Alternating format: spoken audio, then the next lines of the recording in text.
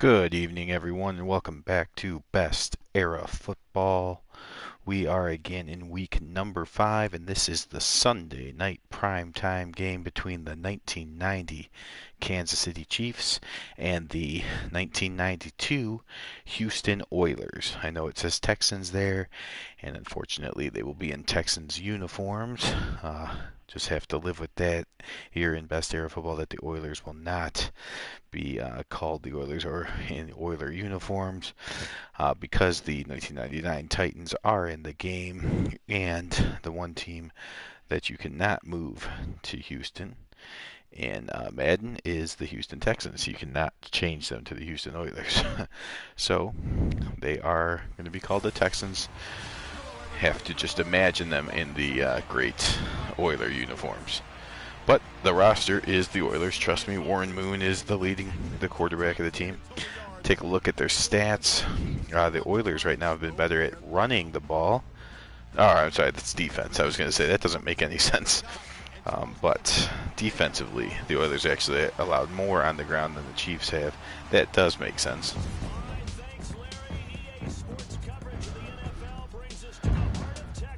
So Sunday Night Football, you'll see some of the scores at the bottom since this is the last game on Sunday. There's Warren Moon. There's the Chiefs getting ready for it. Bruce Matthews, you saw in the picture there. Out come the Chiefs first. And there's your Oilers.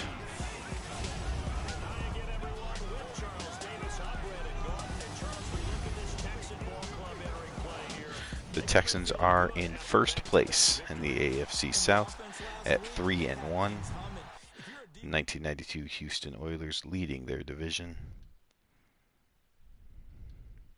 And the 1990 Kansas City Chiefs are currently in second place. The only team in the AFC West that has gone over 500 so far is the 1990 Los Angeles. Earlier at the bottom, out comes Warren Moon, quarterback of the Oilers. He's over 70% with 12 touchdowns to only 5 interceptions. So Warren Moon has been fantastic.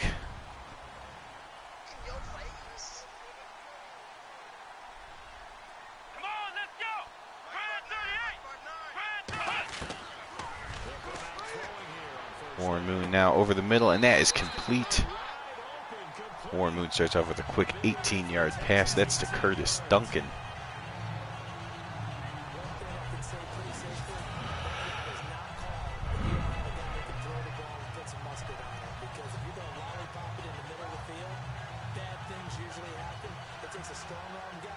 The 1992 Houston Oilers went 10-6 that year, and then played the defending AFC champion Buffalo Bills in the wild card round. And if you weren't old enough to remember that game, you can certainly find it on YouTube. NFL has allowed that full game to be out there. Here's the line: Don Maggs, Mike Munchak, Bruce Matthews, John Flaherty, David Williams, Lorenzo White, Gary Brown are the running backs. Curtis Duncan and Haywood Jeffries are receivers. Gary Wellman's another receiver, but playing tight end. The Oilers didn't really use tight end. They used 4 wideouts, and the other 2 wideouts not pictured there will be Duncan, Givens, Jeffries, and Webster Slaughter. So 4 very good receivers. Only 2 of them were pictured there. I was going to say, you can check out the wildcard game. The Oilers took a 35-3. I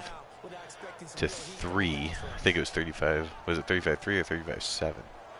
35-3 lead on the defending AFC champion Buffalo Bills, and the Bills didn't have their quarterback Jim Kelly, but the backup quarterback Frank Reich led the greatest comeback in NFL playoff history.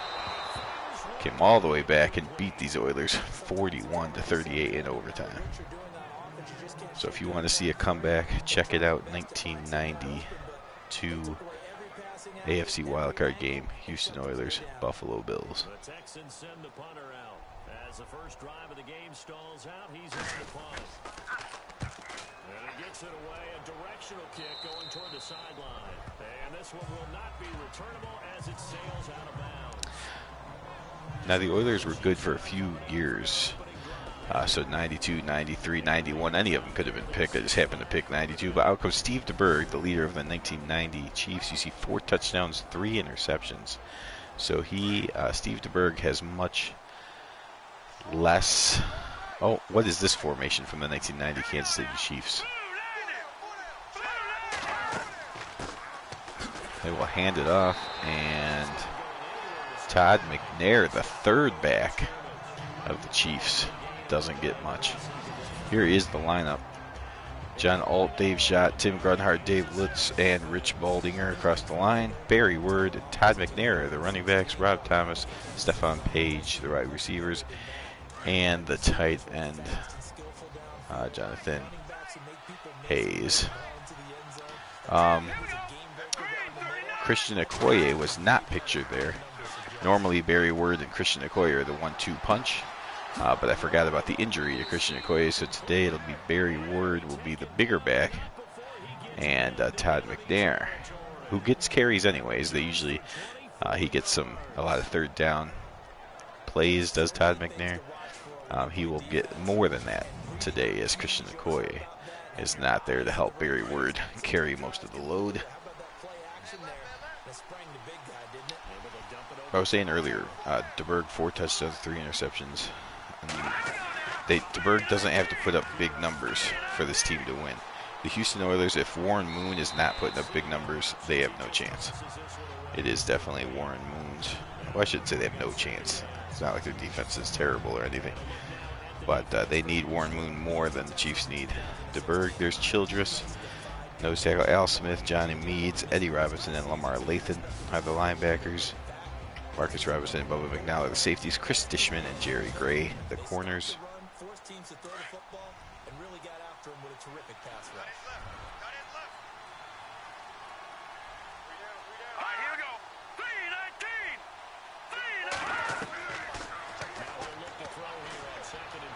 Steve DeBerg. Oh, it's dropped.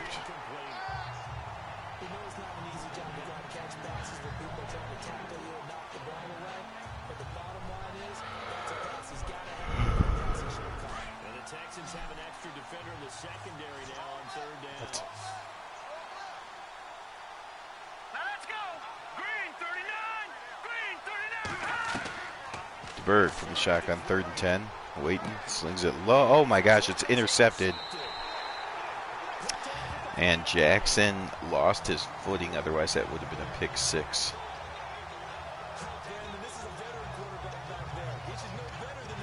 Steve Jackson, the defensive back, the nickel back today, comes up, picks it off, and gets across the 50, but loses his footing, so he does not return it for a touchdown.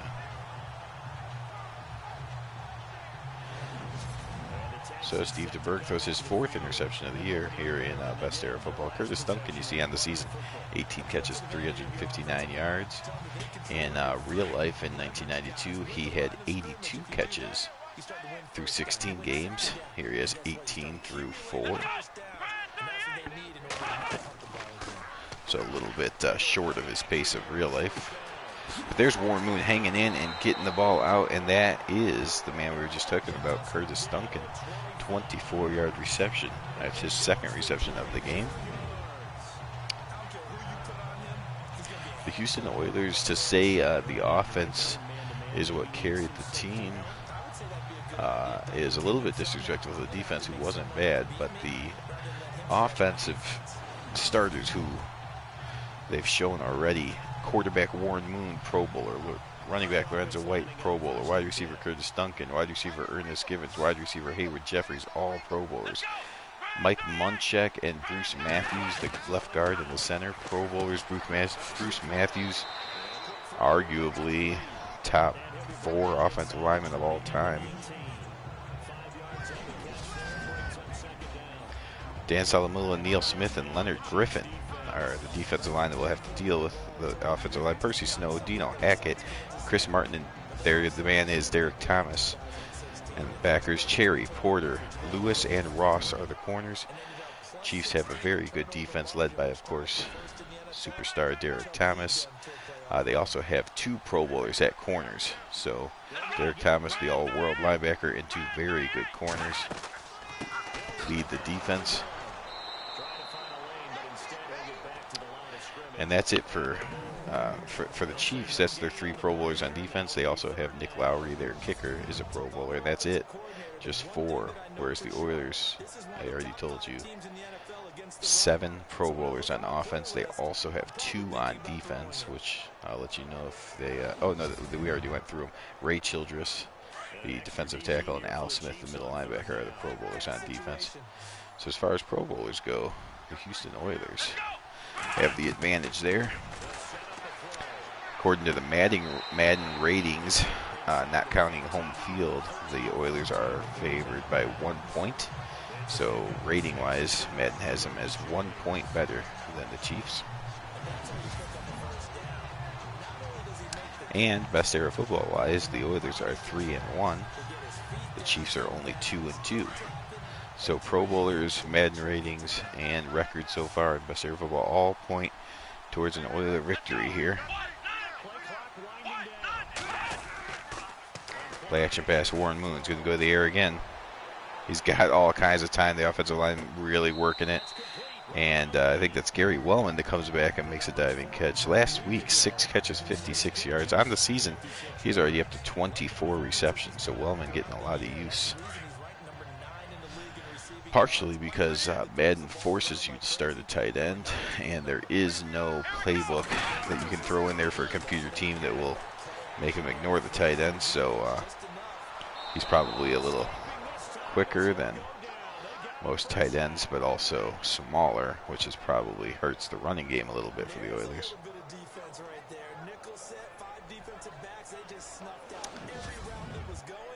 One of the sack artists on this team, Neil Smith, gets to Warren Moon on that one, and that'll bring up a 3rd and 11.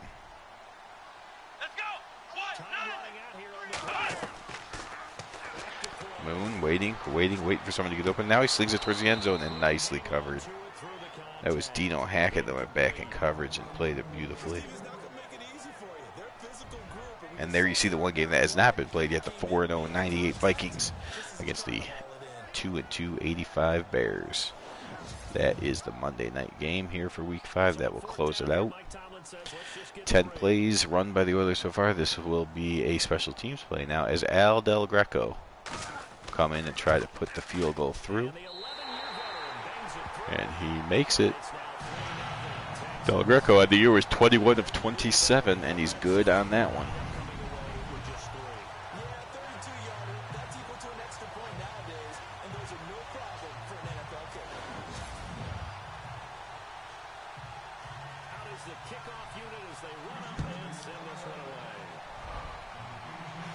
This is one of the oldest quarterback duos you're going to see in best era football, as both Steve DeBerg in 1990 and Warren Moon in 1992 were 36 years old.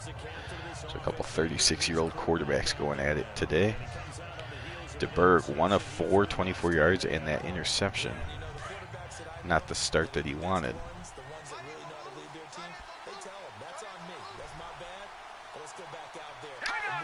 See if the Chiefs return to ground and pound.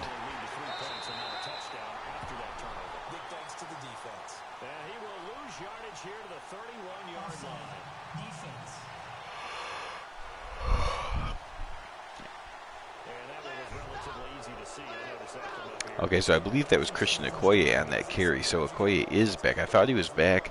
They didn't picture him as one of the starters, but that's because Madden ignores the fullback. So I'm pretty sure that was Okoye. He is in there. So they do have their full arsenal of Barry Word, Christian Okoye, and Todd McNair at running back. DeBerg comes up throwing, and that is on the sidelines. A complete to Jonathan Hayes, the tight end.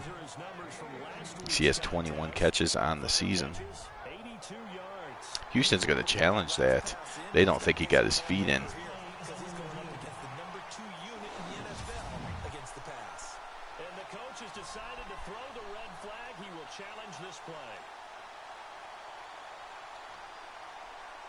Fantastic angle there, as you cannot see his feet.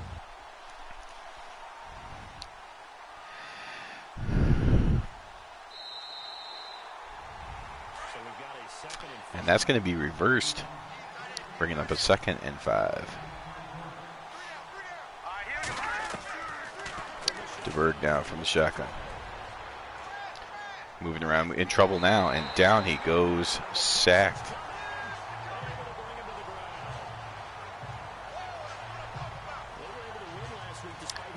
How has Lamar Lathan, I cut his hair once. It must not have saved because 2 weeks ago, I believe, I noticed that somehow he still had dreads. Cut them off, but they're back for some reason. We'll cut them off again at the end of this game. Hopefully it'll save. But anyways, dreads and all, Lamar Lathan gets a sack, and DeBerg's now back to 3rd and 16. They'll go underneath the Barry Word, who runs over a man, but cannot quite get to the first down. 11 yards on that reception, but a punt will be upcoming.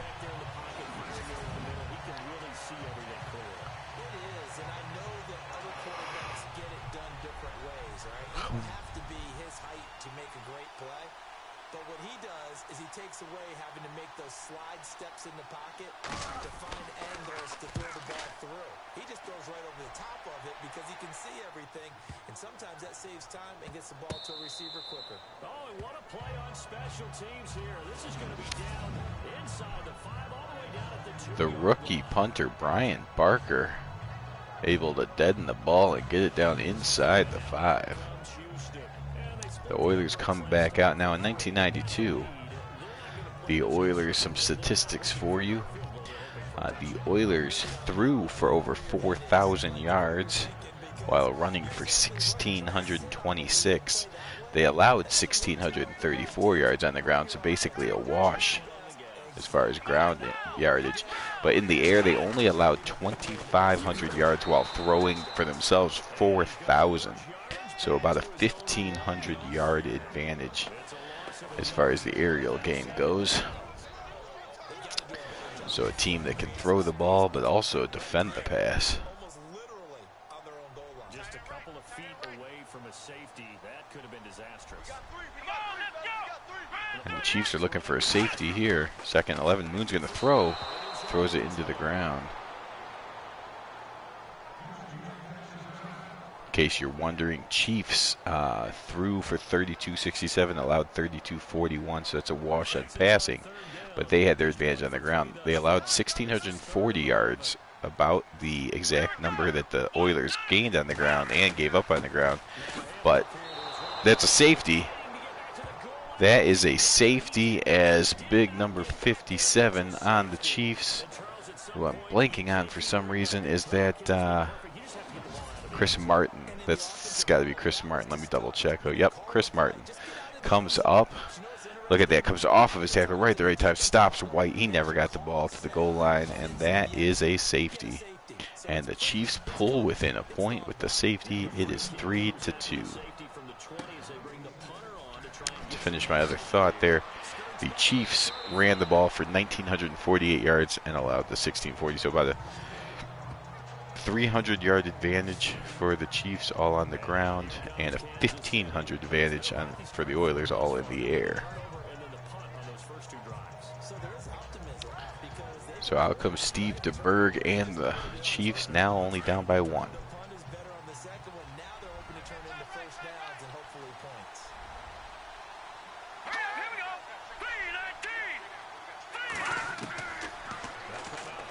DeBerg comes up throwing, and that is going to be caught by Stephon Page. Page was the #1 target in 1990, the only receiver to go over 1,000 yards receiving.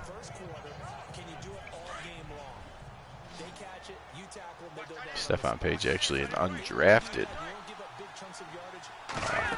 player that made the team.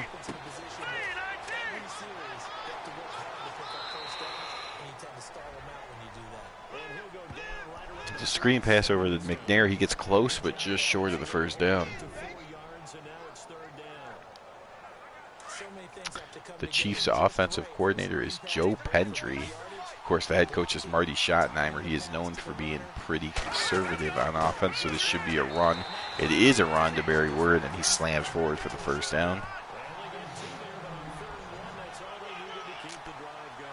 The Chiefs, by the way, were 11-5 in 1990, and they lost their wild card game as well in regulation. A horrible 17-16 heartbreaking loss to the Dolphins. The offensive coordinator again was Joe Pendry. The defensive coordinator, man, some of you might recognize Bill Cowher, future Steelers head coach. So yeah, needless to say, with Marty Schottenheimer as the head coach and Bill Cowher as the defensive coordinator, this 1990 team has a pretty good defense and a heck of a linebacking core. But right now they're on offense, and they're trying to get a couple more first downs to take the lead here. Handoff again. That's a first down and more. Runs over a man, and Barry Word brings it all the way down to the 32. He's up to 21 yards now on 3 carries. The old neck roll, which you don't see in today's football, but prevalent in the 80s and early 90s.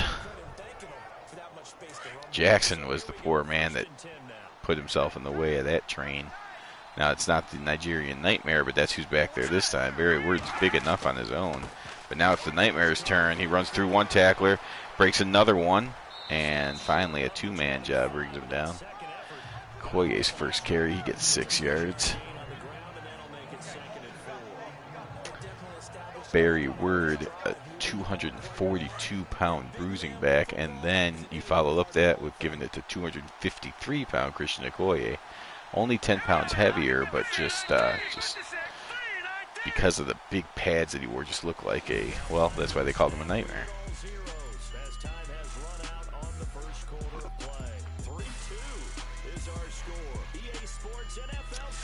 So, heading into the 4th inning, it is 3-2 Houston.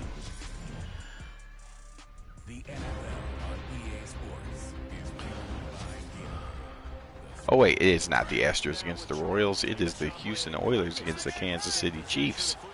Score is 3-2, but trust me, this is football. DeBerg will turn, hand off to Barry Word, and this time he's stuck right at the line. Nice play there made by the inside linebacker.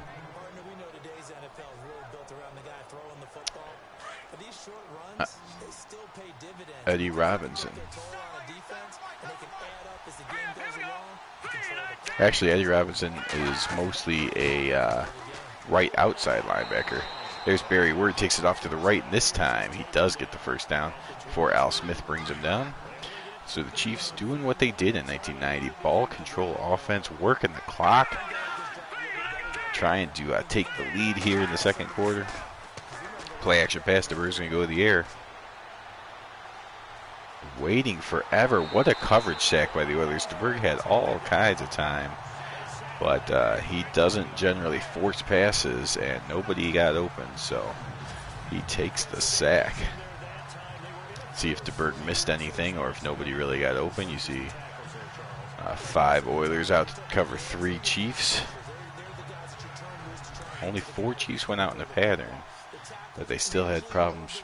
Well, actually, they protected them for a good amount of time, but eventually you can't you can't guard forever. Someone's got to get open.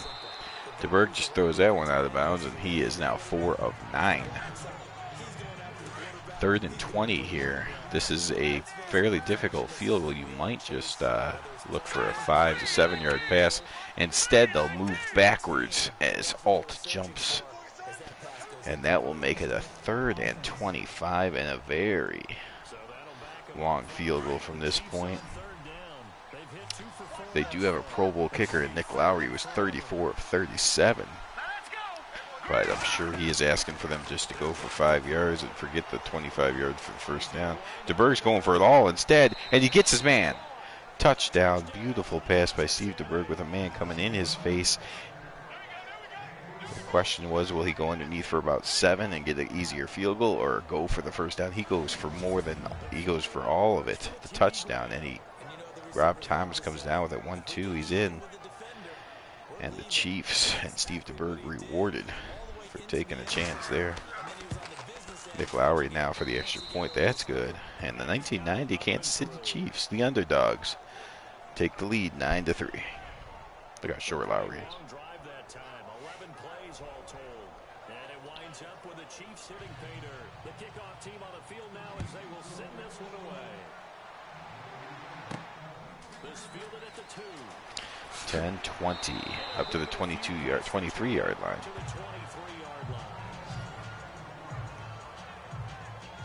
That's Webster Slaughter on the return. Back, the man out of the backfield as he gears up to go again. And for him, it's been pretty limited involvement down on the scoreboard. Maybe time to turn to this guy. And you know me well. You see on the ground, Chiefs lead 31-1. The Oilers try to get a little bit of ground yardage back. Hand off to White. He's able to get back to 0 for the game. They haven't established that running game yet. The question is, will they?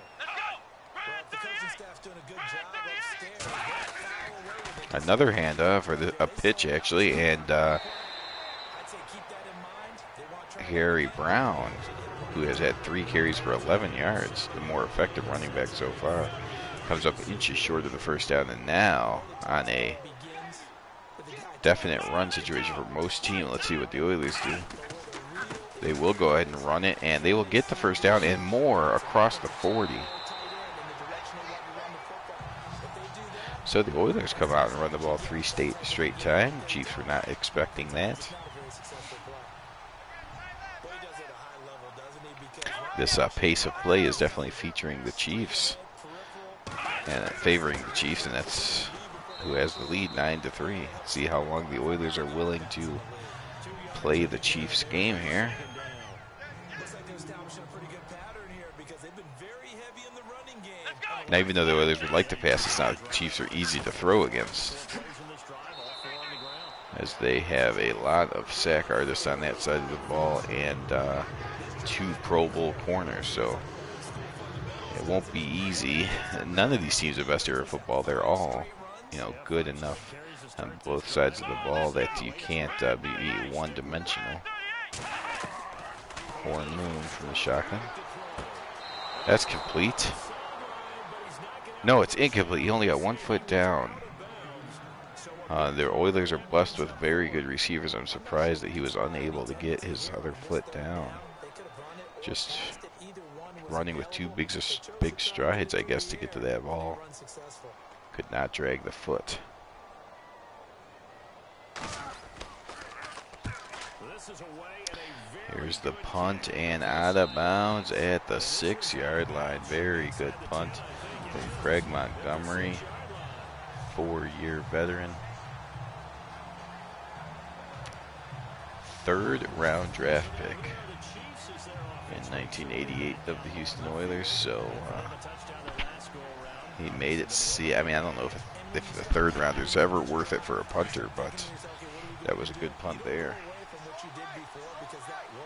In real life here in 2019, the NFL draft is coming up in just 2 days.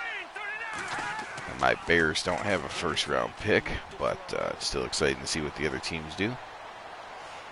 DeBerg's going to unleash one downfield and complete. So they're 29 yards on the first play of the drive, and the Oilers now have no shot at getting a safety. Now they just have to play regular defense, and Emil Harry was the one that was on the other end of that DeBerg deep pass.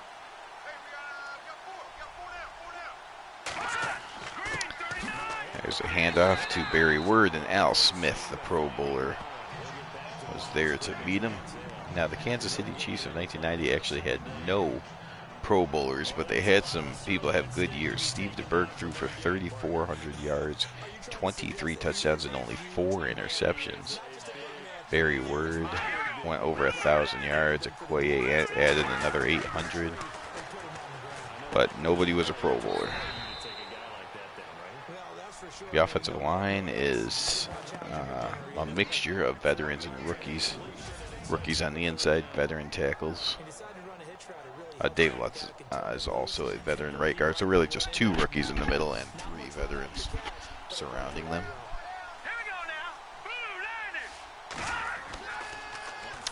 Berg back to pass again on 3rd and 6, and he will complete to Emil Harry again. No. That's Rob Thomas. Rob Thomas on the catch, the guy who came down with the touchdown pass. And the Chiefs are on the move again.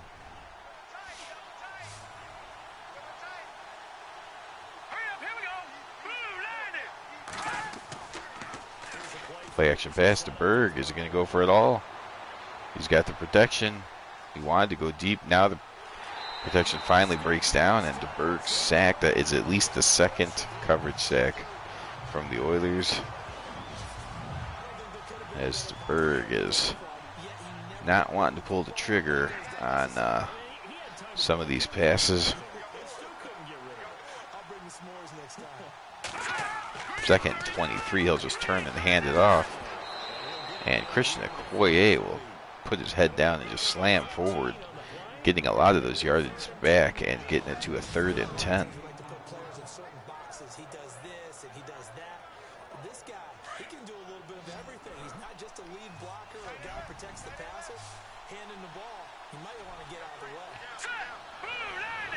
Third and 10, Steve DeBerg from the shotgun. In trouble, gets away from it, avoids the sack, steps up, fires downfield. He's got his man. That's Emil Harry up to the 10-yard line. Nice work by DeBerg. No one would confuse him with a running quarterback, and he makes sure he does not go across the line, but he does a great job of moving around in the pocket, taking a couple steps, avoiding one sacker, and then buying time for his receivers. A beautiful play by the old man, Steve DeBerg.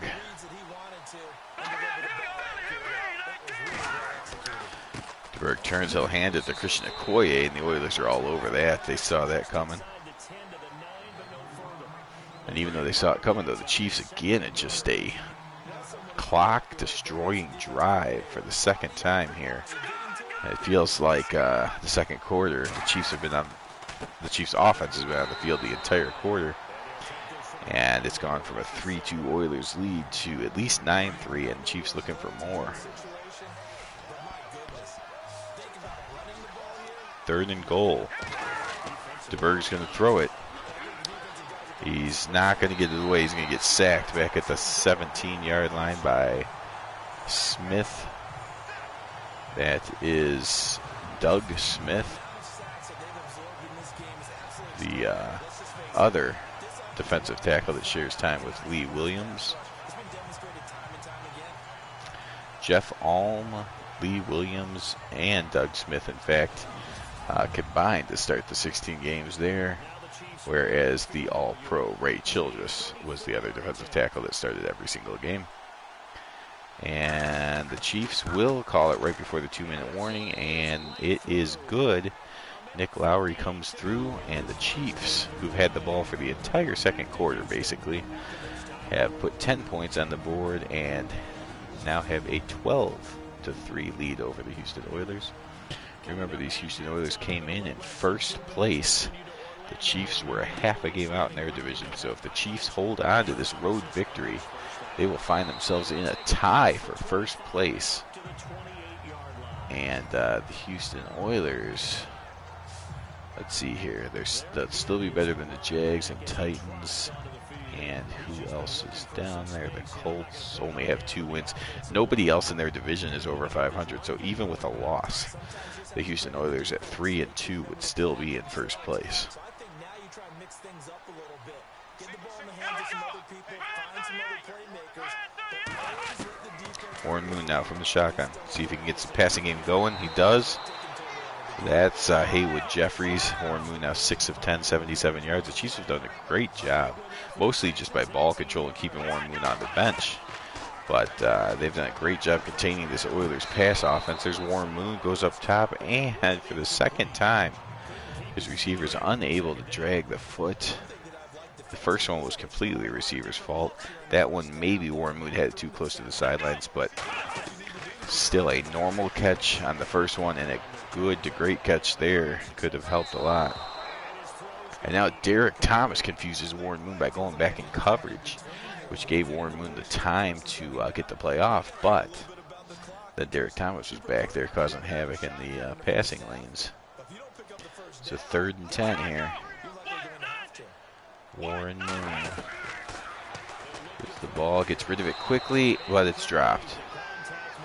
The receiver's just not helping Warren Moon here today.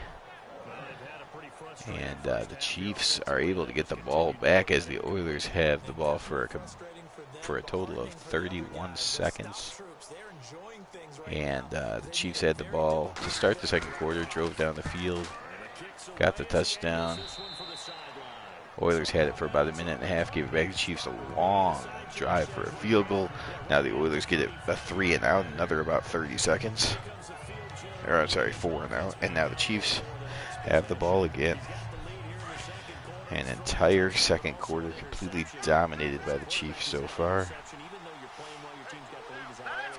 And now DeBerg from the shotgun, he might try to push it a little bit here. Quick pass, that's complete. DeBerg now 10 of 15, over 160 yards. So DeBerg is about 100 yards better than Warren Moon so far, which is not the way you're going to get a win if you're the Oilers.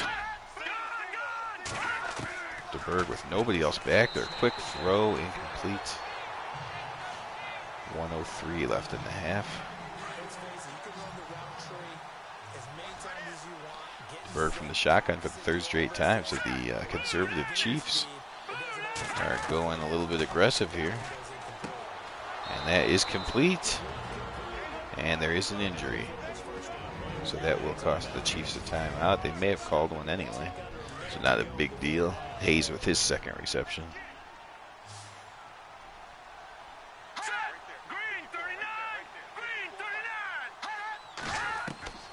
DeBerg now underneath again. That's complete. And the Chiefs will call their 2nd timeout.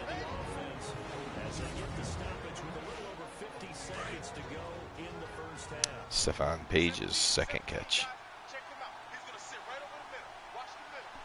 DeBerg under center now. 2nd and 4. He'll drop back and go underneath the Barry Ward across the 40, 35, down to the 32-yard line. Clock is ticking, but Chiefs are looking for more. They've already put 10 points on the board this quarter, and they've held the ball for the entire thing. It looks like Warren Moon will not get another chance until the 3rd quarter. Shotgun underneath, complete to Hayes, and he's inside the 30 down to the 26. Clock continues to run. They're okay with that. That keeps Warren Moon on the bench. Oilers thinking about calling timeouts, but they don't want to make it too easy for the Chiefs to get a touchdown. They would like to hold them to a field goal, so they're in no man's land here. They can't really call it. They just have to accept that Warren Moon's done for the half.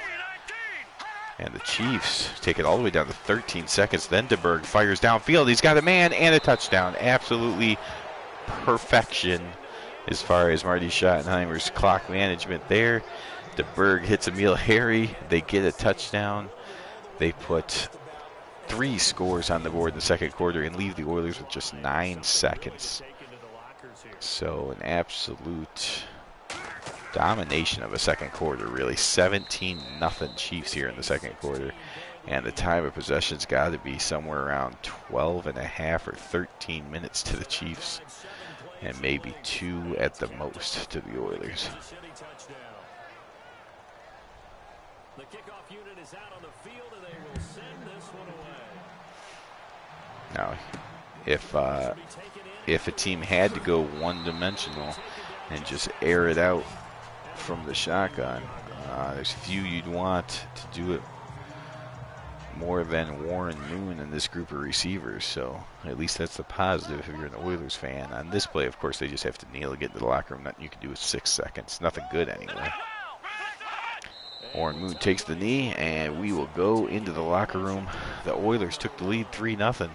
Chiefs have come roaring back, and they now lead 19-3.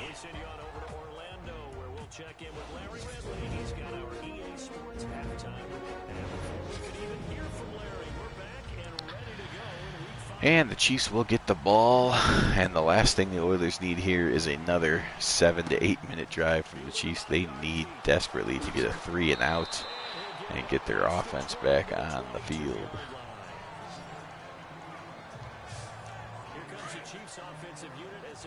total yardage, the Houston Oilers are under 100 yards.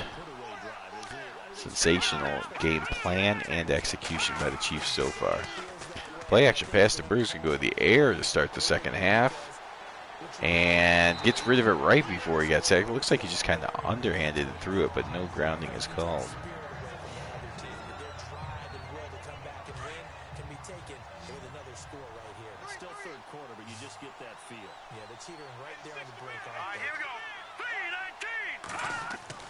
DeBerg drops back. He will throw it underneath to, looks like that's Emil Harry again. There is a flag, however. Holding against the Chiefs. Tim Grunhard, one of the fantastic rookies on that offensive line. Second round pick of the Kansas City Chiefs in the 1990 draft.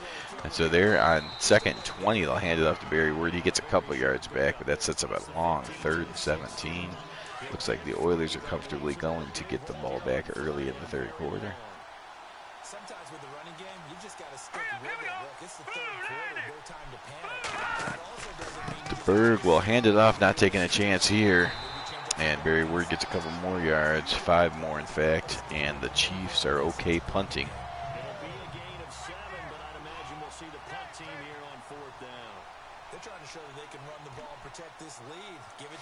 And they will drain it down to 5 seconds before punting the ball. So still working the clock, even though there's a ton of time left. They've been working the clock since late in the 1st quarter, and it has been effective. The Oilers offense has been out there for, I believe, 8 plays, and one of those was a kneel in about the last 20 game minutes.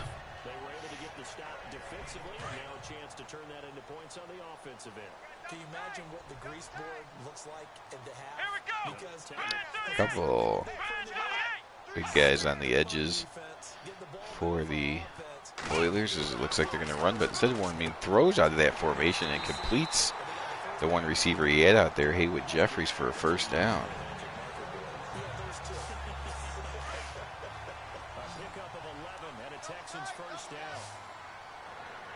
Now a more Oiler looking set with 4 wides.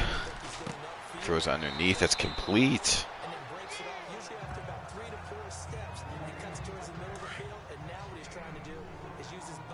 That's Mills' first catch of the day. Oilers up to 81 yards through the air now. Warren Moon drops back again and comes up firing. And on the money to Gary Wellman. Up to the 34-yard line. You see Warren Moon now getting on a little bit of a roll. He's completed 3 straight. He's over 100 yards finally.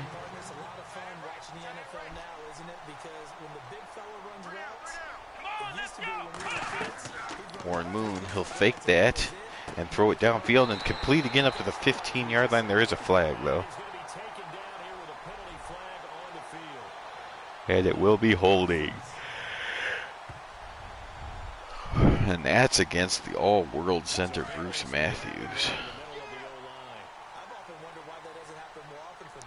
Now this Houston Oiler line, if you want to know why Warren Moon had so much success throwing the ball in the early 90s, to give you a little bit of information on the offensive line you may not have known. Left tackle Don Maggs was drafted by the Houston Oilers in the 2nd round. Mike Munchak was drafted in the 1st round, 8th overall. Bruce Matthews, the 1st round pick, 9th overall. Right tackle David Williams, a 1st round pick, 23rd overall. And the only person not drafted by the Oilers was Doug Dawson, and he was drafted originally by the Cardinals in the 2nd round. So all 1st and 2nd round talent on the offensive line for the Oilers. And they're going to need it here on 3rd and 21. They're going to need Warren Moon to have some time if he's going to come through with this one. And they give him a little bit of time, but then he runs out, and it's sack, fumble forced by Martin and picked up by Big Neil Smith, and he runs it into the end zone, and the Chiefs are just pouring it on now. The Chiefs came in a 1-point underdog according to the Madden ratings, and they are dominating. They actually trailed 3-0, got a safety to make it 3-2, a quiet first quarter, and then the Chiefs just turned the needle and have dominated the Oilers. The offense has dominated time possession. The defense has been so well rested that it's been flying around, causing all kinds of problems for Warren Moon and this Oilers offense. This one fielded at the 5. And a nice return sets him up pretty good here at the 30-yard line. And here comes the Texans now. Tight end to the right, boy. Tight end to the right. Move. Ohio. Warren Moon will fake it to Lorenzo White. Lorenzo White has a big pickup on one of the blitzers, but Hackett just runs through White eventually and gets to Moon anyways. Suddenly, he was there. Yeah, blink of an eye. That happened fast and a big sack. 2nd and 17. Warren Moon might not make it out of this game alive now that the Chiefs are able just to pin back. And so knowing that, Jack Pardee goes ahead and calls a run. Get it to 3rd and 12, but more importantly, allow Warren Moon to have a play where he's not getting hit.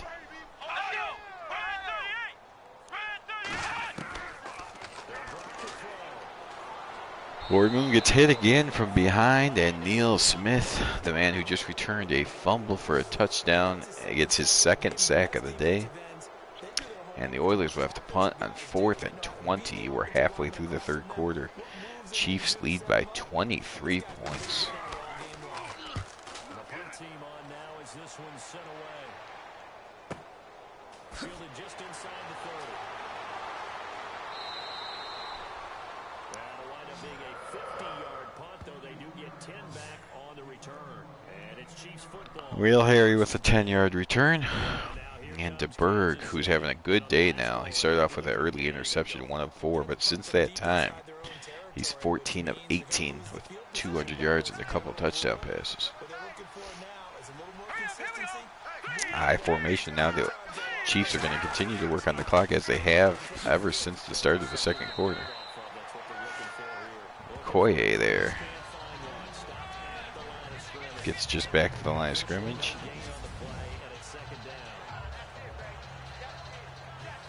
So 2nd and 10 here.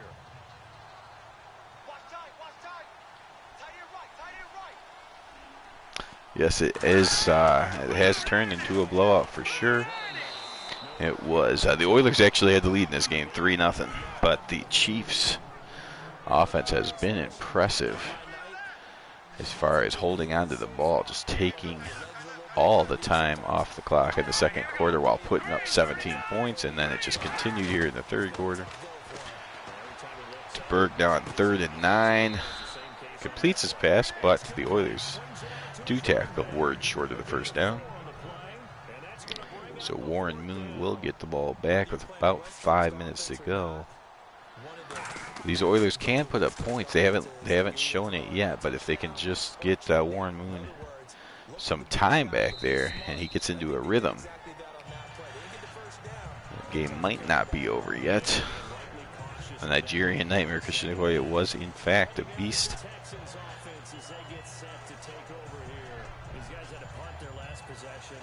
And as I was explaining earlier, Okoye was a Nigerian Nightmare, almost impossible to tackle outside of Steve Atwater, but weighed in at about 253 pounds, at least for the year of 1990.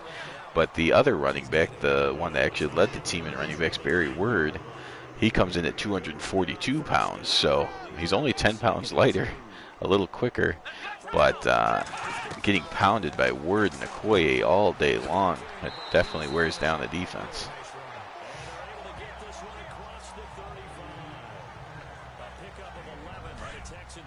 And Warren Moon gets a 1st down there. See if that gets him into a little bit of a rhythm here. Every time he's been about to get into a rhythm, the Chiefs have come up with a big sack. So let's see if that happens again on this drive. Usually gets it done. Just a yard on the 1st down carry, so it's 2nd and 9. Jack Pardee calling a run play. just to try to keep the Chiefs honest. Warren Moon, they're going to hand off again. Well, one play to keep them honest is okay, but that second play just seems like you're taking a play away from Warren Moon. And now he's got to come through on 3rd and 9. Oh, who they're going to call it on? I think the Chiefs jumped in that. Yep. So that's going to give the Oilers 5 yards. Yeah, what was that? That was around 93? A couple years after this team. This is the 1990 Kansas City Chiefs with Steve DeBerg. But yeah, just a couple years, Marcus Allen and Joe Montana will come over, and that was a very good team as well. But of course, I had to have me some Christian Okoye. Oh, and Haywood Jeffries, a fantastic receiver normally, but earlier he was unable to drag the foot, and now he just drops a 1st down, and the Oilers will have to punt. It's just the Oilers are just off today.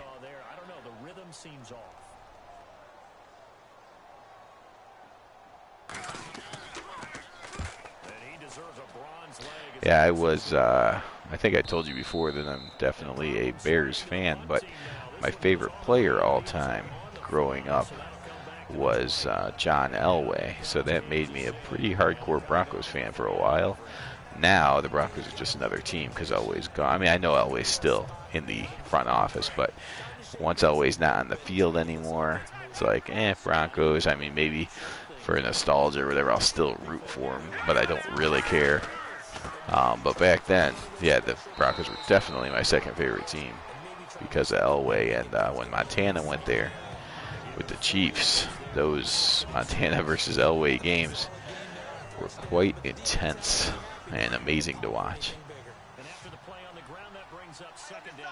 Another reason why I went with the 90 Chiefs, besides loving the Word and Okoye combination on the ground, was because Derek Thomas had his 26th season in 1990, and I kind of wanted to make sure. I know there's like Don Beebe's on at least 2, maybe 3 different teams in this best era of football. There's a couple of guys, Wilbur Marshall's on both the Bears and the Redskins, but I really wanted Joe Montana to be only on the 49ers.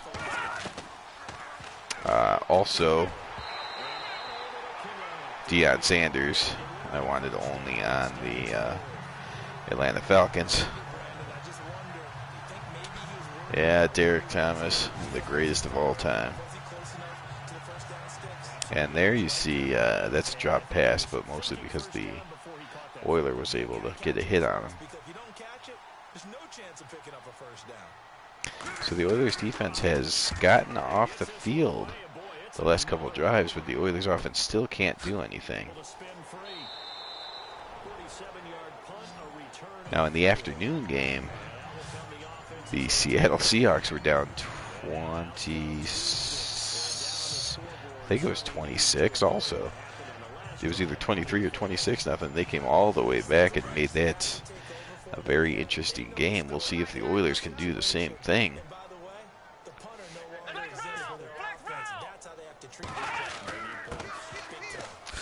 Hand off to White. And it looks like they'll just wait till the 4th quarter to do another play. Well, no, maybe Warren Moon will call one more before the 3rd quarter comes to an end. Nope. They were just faking us out. So, we go to the 4th quarter. It's been all Chiefs since the end of the 1st. And they now lead 26-3. You see total yards. The Chiefs lead by about 100. Time of possession, I'm sure, is a big advantage for the Chiefs. Warren Moon, though, his right arm can do some things, and there he comes through with a nice pass down the seam to Wellman. And I'm not sure how many points the Oilers will score, but Warren Moon came into the 4th quarter just over 100 yards. I have a feeling he'll probably hit 300. Oh yeah, I was mentioning that earlier. This Houston Oiler team went 10-6, got into the playoffs, and then had the AFC champs on the ropes 35-3 with a backup quarterback going the rest of the way for the Bills. And what did that backup quarterback do but come all the way back and get it knotted at 38 at the end of regulation, and then the Bills won the game in overtime. Absolutely ridiculous comeback. Now can Warren Moon do a similar type comeback here in best era football? Not as drastic, but still a 23 comeback would be something. He completes that one for a first down, and that might be Ernest Givens' first catch. It is. Givens finally shows up with a 12-yard reception.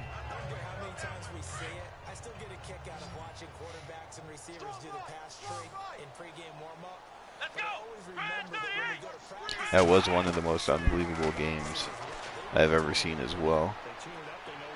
Oh, Warren Moon hit as he throws it, and that's incomplete.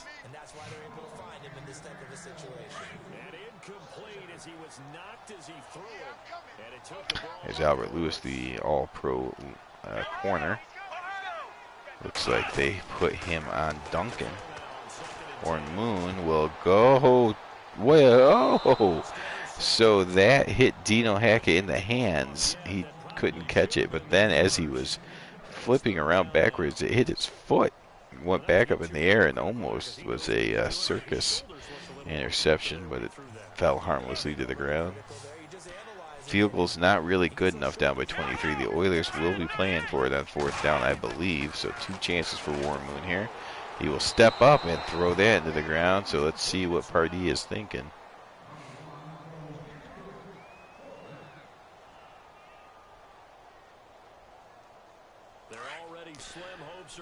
Because it was the Super Bowl, I mean, the amount they were down by, of course, was not as drastic, but yeah, to do it in the Super Bowl, that's pretty impressive by Tom Brady, who basically has really eclipsed everything, unfortunately.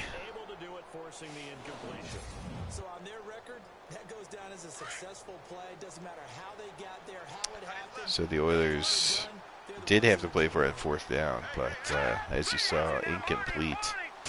So the Chiefs can just work on the clock some more, and there's really you needed a touchdown in that drive to remain hopeful. And now, if the Chiefs just pick up a couple first downs the rest of the game, the Oilers are not going to have any more chances. The Oilers have got to stop them, and they don't. I was going to say they have to stop them on a 3 and outs every time they get the ball, but there they let Ward pick up the first down. And it's not easy against these Chiefs when the Chiefs can line up and they tell you, hey, we're running, and you say, yeah, we know you're running, but the 500 pounds of beef they have back there. And then the short passing of Steve DeBerg. Pretty hard to stop him from getting first downs here and there. That throw has to be a quarterback's dream, doesn't it? Big tight end, curling in the middle of the field, so it's great sight lines for him. And when they show their numbers back to the oh man, that should be pitch and catch. My favorite Madden of all time was probably 2005, or whichever one Ray Lewis was on the cover of.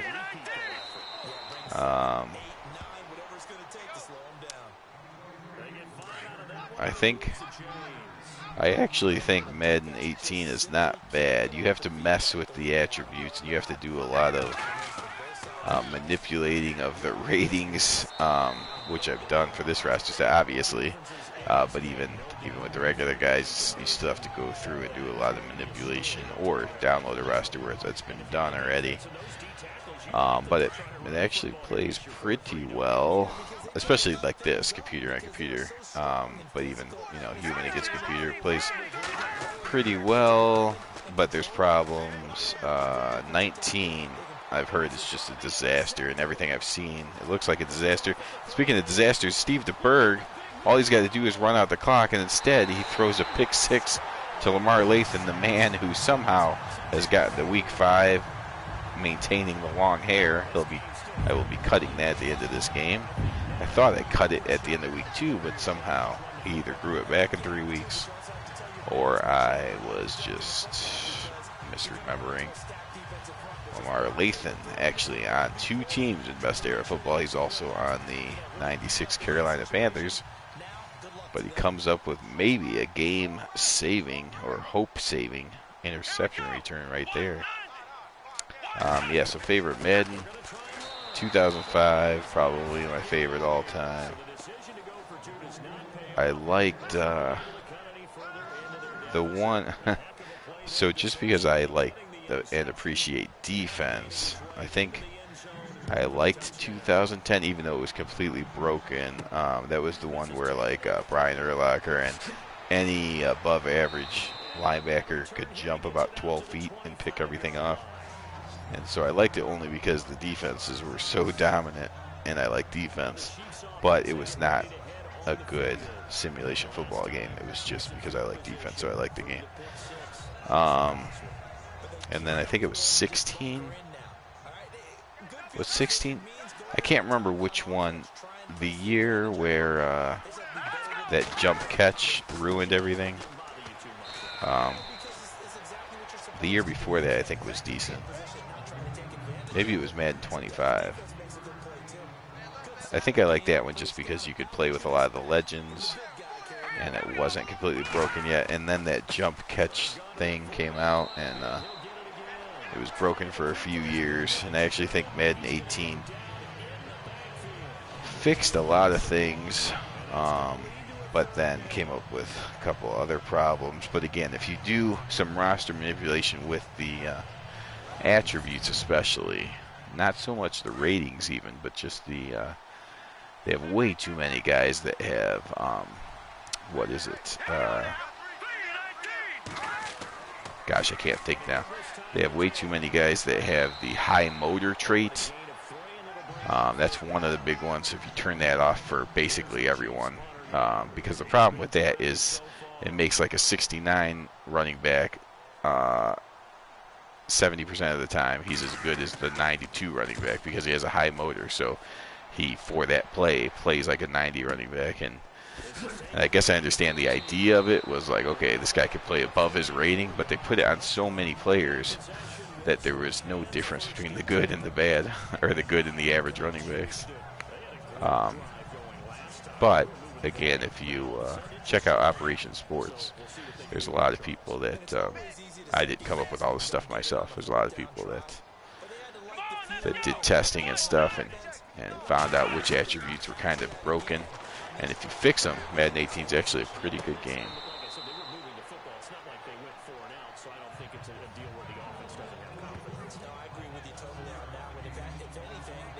Yeah, I haven't technically played 19. A couple of the guys in the Sack to the Future group have it, and they'll play each other on it, and also show Vinny X Wolf will show computer simulations on it, and then Vinny and John will play each other on it. And both of them, I just don't like a lot of the things I've seen on it, and I've only seen a few games, but it just seems like Madden 18 was a pretty good game with a handful or maybe 2 handfuls of problems, and then they fixed a couple of those problems and then brought in a whole bucket load of more problems. So now there's like 30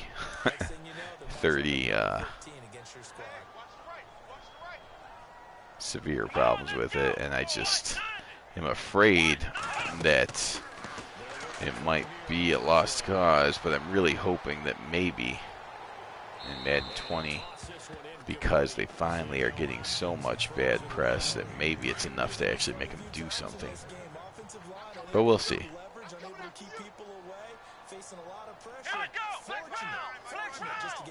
I certainly won't be buying 20 until I hear like raving reviews about it. Just like I didn't do 19, and then what I heard was this game's actually worse than 18, and then what I saw was, yep, that's worse than 18.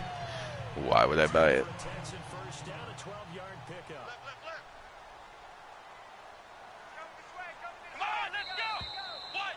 Movement here by one of the Texans up front. In comes the flag. Now there is only 5 minutes left, but the Oilers do have all 3 timeouts. It is a 3-score game. I don't know. They got to put this in the end zone, that's for sure. And then they have to stop the Chiefs from getting a first down. It's a long shot, but I guess it's not technically over yet. Gary Brown doesn't think it's over. He breaks a couple tackles before finally being put down. And the Chiefs are trying to strip the ball now, so let's see if this game ends with a strip ball. If the Oilers don't get a touchdown this drive, it's definitely over. Warren Moon drops back at the screen pass, and Martin's out there making the play. So that brings up a 3rd and 11. Percy Snow and Martin congratulating each other there. That means all that great acting they tried on offense went for naught, didn't it? Because you have to try to influence them. Make them think that you're doing something. Oh, Warren Moon's in trouble here. Hit, fumble. This could be the 2nd fumble, scoop, and score. I think I might have saw a flag come out, but if it's not on the Chiefs, that's the 2nd defensive touchdown by way of the fumble return. It's holding on the Oilers. So holding on the Oilers still, that's Mike Munchak. Great offensive lineman, holds, and the rest of the guys still get there anyways. Demolish Warren Moon again, who somehow has survived not getting injured. But the Chiefs continue to dominate. That's 2 defensive touchdowns. And there was one by the Oilers. 3 defensive touchdowns in this game. But yeah, really from as soon as the first quarter ended, it's been all Chiefs. And I know you didn't get to see the records at the start of the game. The Oilers are in first place in their division, came in at 3-1. The Chiefs are 2-2, trailing the 1990 Bo Jackson and Marcus Allen Los Angeles Raiders by a half game. So the Chiefs with this win are going to be tied with those Raiders, both from 1990 at 3-2, and the Houston Oilers will drop to 3-2, but they will remain in first place as the AFC South maybe the weakest division here in Best Era Football, with no Super Bowl champions and only one Super Bowl participant in the 1990 Tennessee Titans. Oh, I really, well, I mean, obviously I love all these teams. That's why I made the roster, but I really like the way the Raiders turned out with the formation subs that I put in for their offense, and they really do split the carries between Marcus Allen and Bo Jackson, and I think they both look great. I think Marcus Allen looks dead on accurate. It's so fun watching him, and Bo Jackson is very close to accurate, maybe like 95% accurate. And yeah, you definitely got to check out one of the Raiders games, and there'll be more coming throughout the season, especially the first few weeks. I've kind of scripted who's going to be broadcast, but as it goes on, I'll definitely go away from a script and into teams that matter for the playoffs. So, oh yeah, okay. Well, thanks for checking it out, and hopefully we'll see you again next time. Or either here or Sack to the Future. Hopefully the storm is not too bad. Good luck with everything there. Take care. Kevin Ross, the Pro Bowl corner, comes up with a nice stop on that drive, and the Oilers are just going to punt. There's no reason to make matters worse. It is a loss, and they just need to punt and go ahead and let the Chiefs kneel it. Don't call timeout and get out of here. That's going to go in the books as a 55-yard punt. Well done. And the offense will take over with a new set of downs. So Steve DeBerg come out, 1 first down away from ending this thing. I don't think the Oilers care to call timeout, but we'll see. And after Koye, that'll get us down to the 2-minute warning, and that's a forced timeout.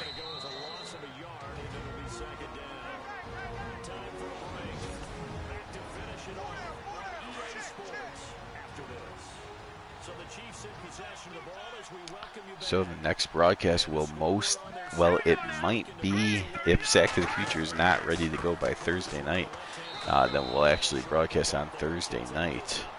One way or the other. If it is ready to go, then you'll probably see the 1962 Bears. If it's not ready to go, then you'll see the 1985 Bears here in Best Era Football. So either way, seeing some Bears most likely on Thursday, unless I do a change-up and decide to go with the Sack to the Future Broncos. But if Sack to the Future is ready, we'll play one of those games on Thursday, and then we'll have to get the second game in because we always try to make sure, all four of us that are in Sack to the Future, try to make sure we get those games in first before the other projects.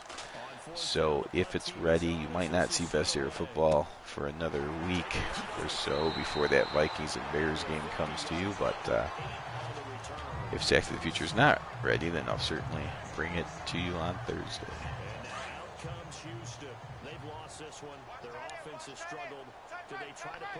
Will Warren Moon try to put some yards up or just hand it off and get out of here? He's going to go for the throwing, and that's inaccurate. He's down to 50% now. Warren Moon's a very confident quarterback, and he should be. He's at age 36. He's not going to be rattled by a bad game. So go ahead and let him throw. If he gets more incompletions, it's not going to hurt his confidence. Now calling timeouts might be a bit much. Just let the game end. It sounded like even the crowd was booing. They just... Well, most of the Oilers fans are probably gone. It's just the Chiefs fans now, so they're the ones booing. And there is a nice throw to Ernest Given, so Warren Moon picks up some yardage here, if nothing else. I said before I wouldn't be surprised if Warren Moon ended this game with 300 yards. And he wasn't very close for a while, but now he goes over 250. I don't think he'll get to 300, but it's actually a decent day, especially if he has a touchdown pass to it. There's a flag, probably holding, and Martin gets to Warren Moon and sacks him anyways. That's going to be the second time that the Oilers get called for holding and still allow the sack. So they will take the sack instead of the penalty. And it takes another down off the series, but the biggest one of all. Last play of the game, Warren Moon, it looks like he's going to try to put one in the end zone. And it's incomplete. Oh, there's 2 seconds left, so there will be one more play. Gotta be wary of throwing an interception here because the defense knows they're going to get tested deep. That's why they're going to... Chiefs only rushing 3 now. They don't want to give up a touchdown. And there's the throw. It's caught, but short of the touchdown. And the Chiefs will hang on. I mean, of course they hang on, but they hang on to the not allowing double-digit points. They only allow 9 and win 33-9. The 1990 Chiefs move up into a tie for first place in the AFC West. The Houston Oilers drop down to 3-2, but remain in first place in the AFC South. So that was now a battle of the first-place teams, you can say. And the Chiefs now an important tiebreaker held over the Oilers if it comes down to wild card positioning, or if these guys both do hold on and win their divisions, then that tiebreaker could be huge. Next week to take on the Pittsburgh Steelers. Meanwhile, for the Texans, the loss will move them back to 3-2 on the year, and they'll try to make amends next week as they host the Cleveland Browns. So the Houston Oilers and the Kansas City Chiefs both get some struggling teams.